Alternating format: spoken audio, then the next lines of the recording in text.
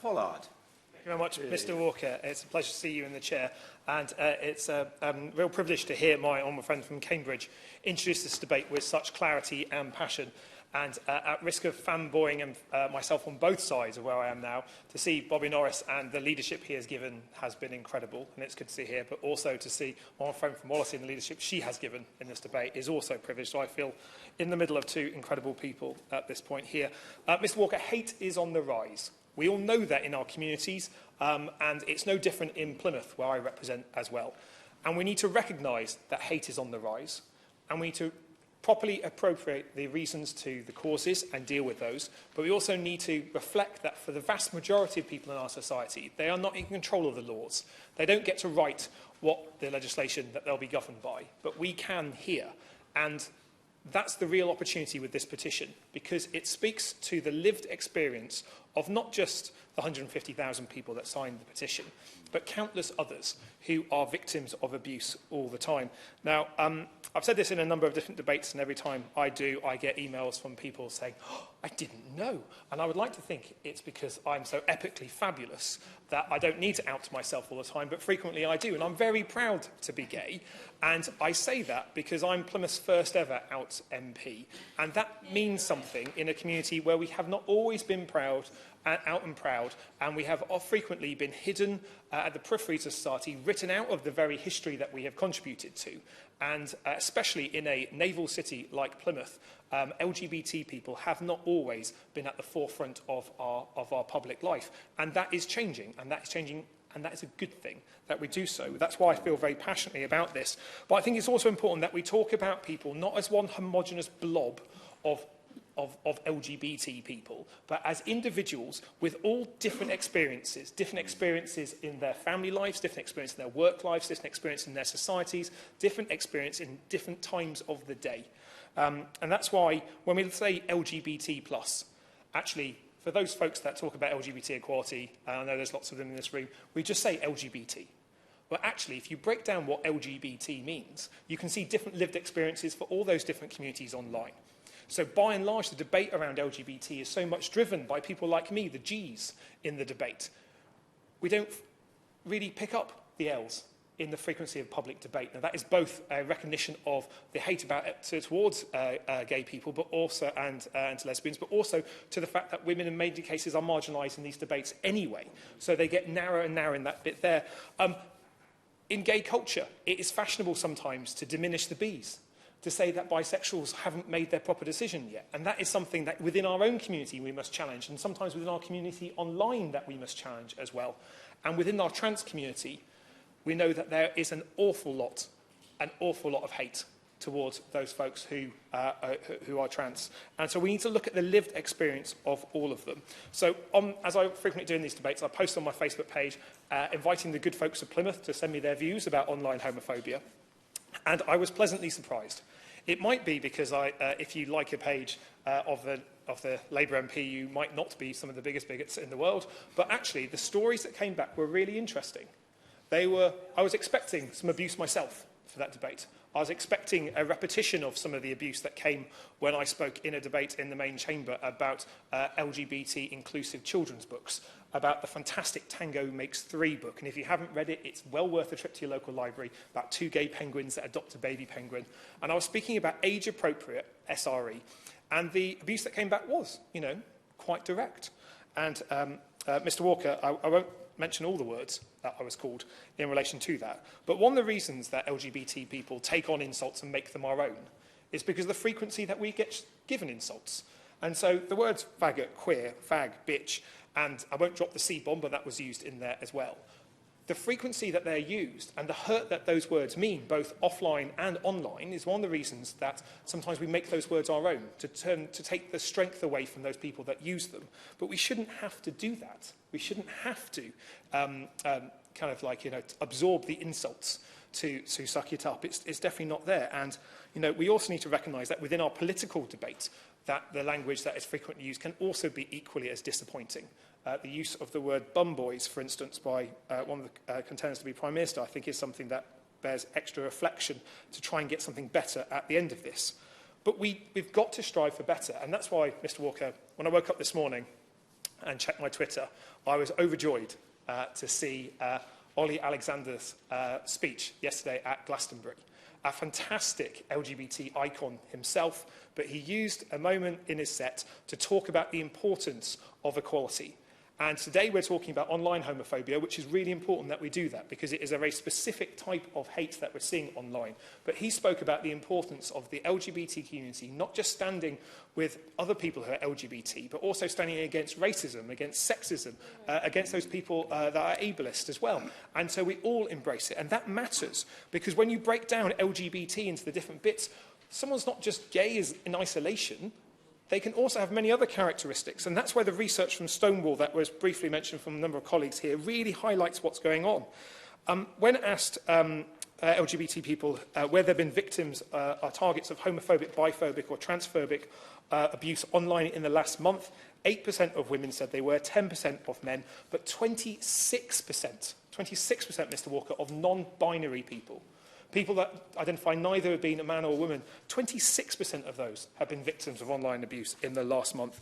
1 in 4 of 18 to 24-year-olds have been personally targeted in the last month, which shows that the problem is sometimes more acute in the younger age groups than in the older ones, perhaps. A third of young people have been targeted online in this way. 1 in 5 BAME LGBT people, compared to only 1 in 10 white LGBT people. Now, I use those statistics not to say that one group is worth more than the other, but just to show how prevalent online hate can be and how you can be abused for being black and gay at the same time. You can be abused for being disabled and gay at the same time.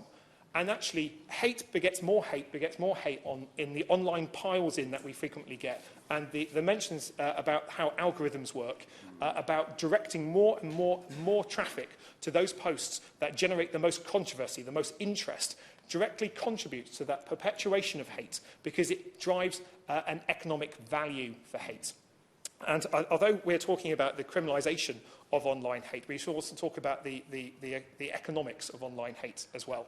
Because although I'm hopeful that the Minister will listen to the petition and the speeches today, we also need the government to get tougher with online social media. Now, it is appropriate every now and then to roll out Nick Clegg to apologise for Facebook, as it seems at the moment. But we need to recognise that online hate drives traffic. And traffic is the basis of advertising, and advertising is the basis of the economic model for our social media companies. So the more traffic that can be driven, the more money that can be made.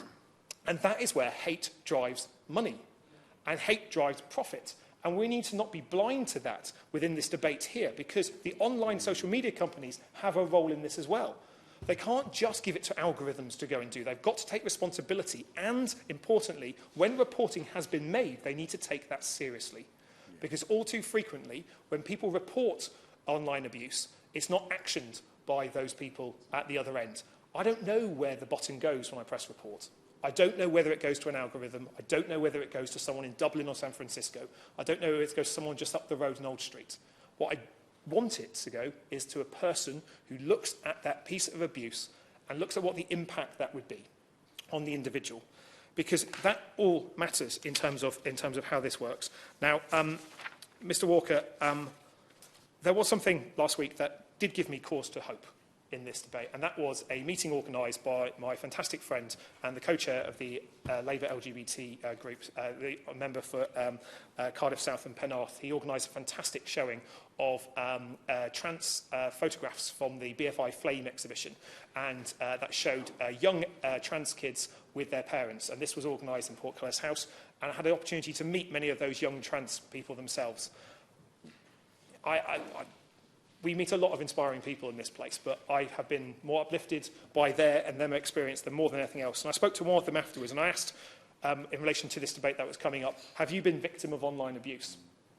And one trans kid looked at me and said, yes, of course, every day, every single day. I carry around an insult machine, and I get a notification when someone wants to hate me. And it was really, really worrying, because that was true. But I spoke to another person who said, why would my friends do that?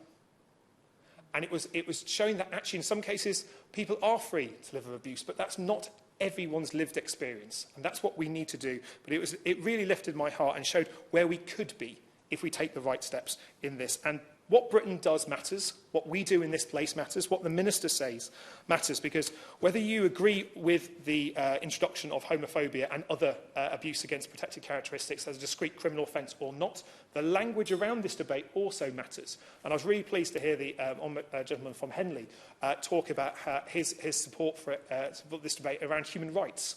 Because effectively that's what we're talking about. We can categorise and subcategorise ourselves all we want, but we're talking about the protection of individuals to live their lives and to fulfil their potential based on who they are.